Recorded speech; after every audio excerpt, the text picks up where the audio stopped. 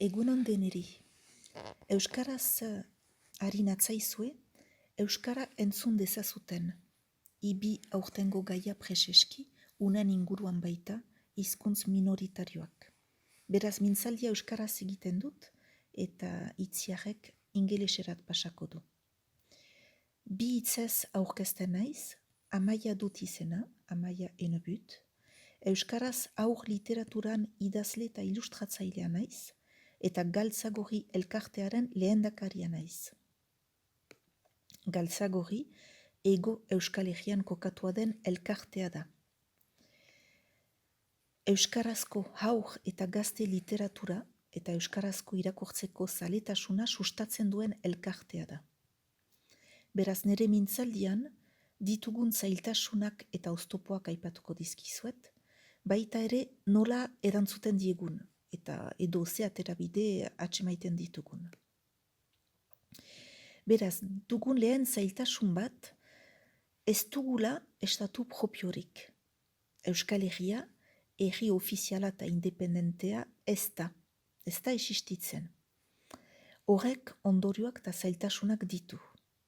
Lehena, filosofia eta kultura aldetik zailtasunak ditugu. Ordan bat, nik deitzen diodana Euskaldunen komplexua. Hau, bizi dugu bai Frantzialdean eta bai Espainialdean bizi diren Euskaldunok. Zer da Euskaldunen komplexua? Ba errango nuke Frantzia eta Espainia estatuek eraman dituzten kultur inbasioen ondorioa dela. Euskaldunen buruan barneratu digute sakonki Euskara, hizkuntza eta gure kultura biziki politak direla, baina folklorikoak direla. Azkenen azpikulturak direla, tokikoak, eta azkenean ez dutela deusetarako balio.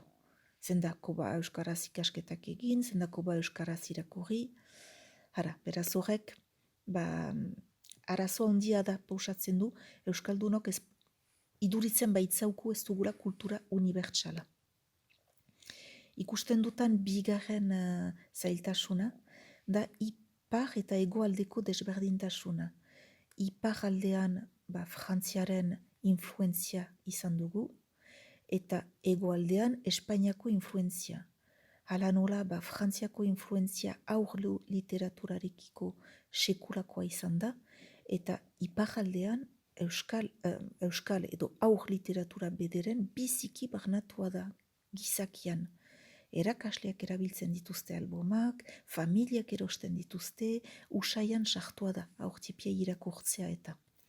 Aldiz, hegoaldean, Espainia estatuan, diktatura izan da 1975 arte.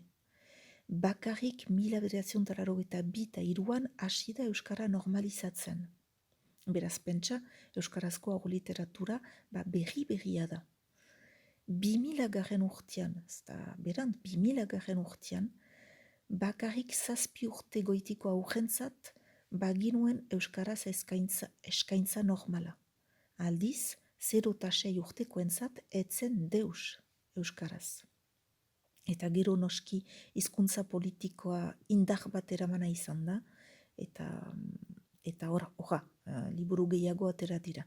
Baina hori dena erraiteko Euskal aur literatura biziki gaztea dela. Gero ez dugu gure estatua, eta horrek zailtasunak sortzen ditu politika aldetik.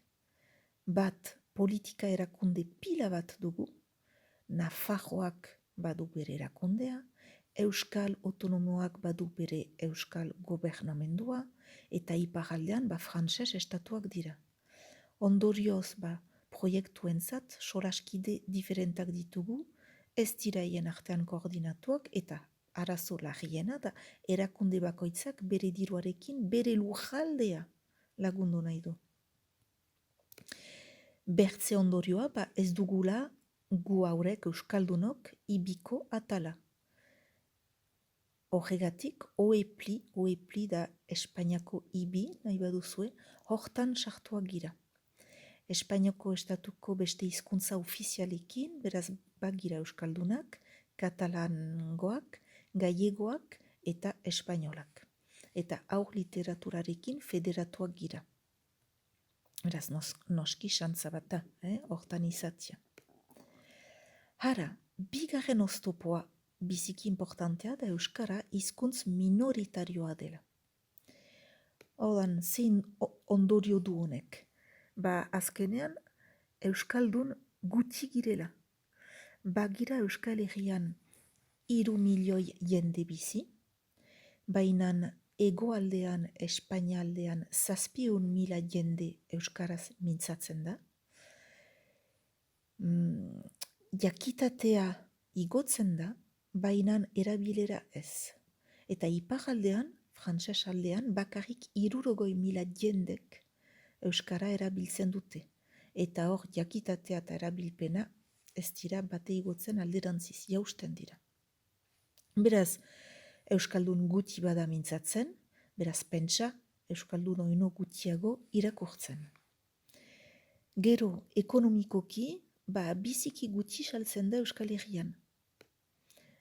Katalaniari konparatuz adibidez, ahitzekoa da, baina Euskadin, alboma ez da initz saltzen. Eta ze gertatzen da ondorioz, argitaletxeek ez dute liburu edo sorkuntza initz ateratzen. Noski, alboma imprimatzea garestia da, eta gainera, gero badakite gutxi salduko dutela. Beraz, arriskua handia da. Beraz, sorkuntza murriztua da pixka bat Euskal Herrian. Hara, halaik ere baditugu aterabideak eta proposamenak. Beraz, Galtzagorri elkartea bakarrik euskarazko liburuak sustatzen ditu. Gure helburuak dira, Euskal haur eta gaztean literatura sustatzea, Euskal sortzailean lana ezagutaraztea, hauei formazioa ematea, eta haurren eta gaztean euskarazko irakurzaletasuna sustatzea ere. Beraz, zoin dira gure aterabideak. Bat, zubiak gu haurek eraikitzen ditugu. Eta adibide ona, ni naiz. Ni iparaldean bizi naiz, frantses aldekoa naiz, eta hegoaldeko Espainia aldeko elkartearen lehendakaria naiz. Hori polita da.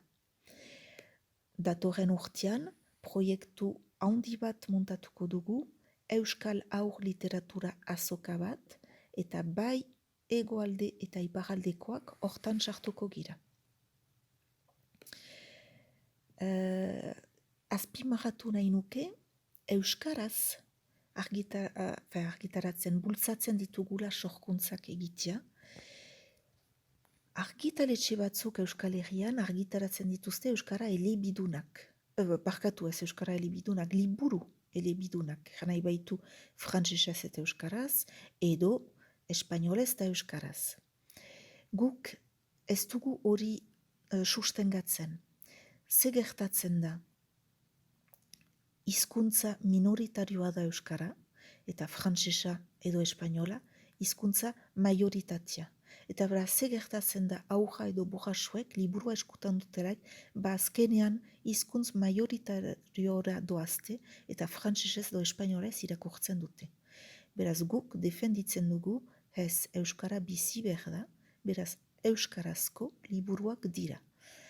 Aterabideak badira, ezta borraso batzuk, erraten dute bai, ados oso ongi da Euskaraz, baina nik ez dut ulertzen, beraz ez diot aurrari ipuinak kondatzen ahal, eta bukaeran ditugun teknika modernoekin, liburuaren bukaeran ezartzen dugu kode bat, flash kode bat, eta edozoin telefono edo ordenagailu txikiekin klak hartzen da, eta webgunean erortzen da segidan itzulpenean, frantses edo espainolez. Beraz, horrek laguntzen du. Gure bertze aterabideak edo bete beharrak izan dira eskasak betetzea. Lehenik, eskasa unibertsalak. Horiek deitzen ditugu klis klasikoak. Euskaraz aur literaturan, erran dizuet, eskasa initz bazen lehen. Adibidez, etzen Pinotxo edizio osorik. Elmer ere etzen existitzen Euskaraz, Tom Sawyer ere ez. Beraz, horiek denak euskaratu ditugu eta argitarat eman. Gero, bertze eskas bat bete izan behar dugu, izan dira gure kulturaren transmisioa. Euskal kultura ahozko edo aho kultura bat da. Beti belaunaldi transmititua izan da, betidanik ahoz. Eta noski, gaur egun transmisio mota hori hautsia egin da. Beraz, barkatu hori lantzeko, transmisio hori amaitua baita, gure gizarteko teknologikoak eragina du ere hortan, noski, eta beraz, sortu dugu Bularretik Mintzora, da liburu CD bat, eta hortan, preseski, kantunio eta olerkiak eta entzuten aldira, eta irakurketa klubetan eta taileretan baliatzen ditugu. Gero, zeiten dugu ere, gazteak unkitu nahi ditugu. Eta gazteak unkitzen ditugu lan tresna berriak sortuz.